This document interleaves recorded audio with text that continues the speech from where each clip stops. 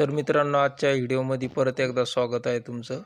आज आपण व्हिडिओमध्ये बघणार आहे मित्रांनो, हे जे क्युबाचं लॉक आहे याच्यामध्ये काय काय येतं आहे, का काही येतं आहे पार्ट का काही येत नाही ते बघणार आहे.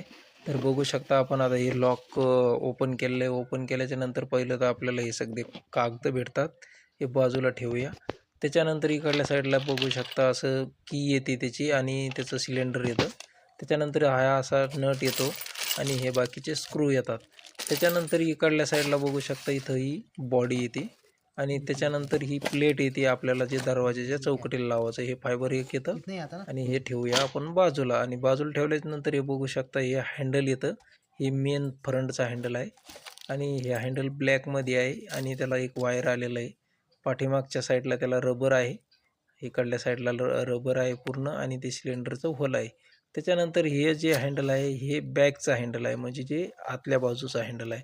तर ह्या हँडलमध्ये आतल्या बाजूच्या बघू शकता इथंही वायर येतं, याला एक त्याला ग्रीप येते आणि इथं आतमध्ये त्याची किट असते. त्या किटमधून सनी हे ऑपरेट होतं. इथं एक लाल बटन येतं, ते तुम्ही ऑन ऑफ त्याला करू शकता आणि त्याला सेम हँडल असं येतं आणि हँडल लावल्याच्या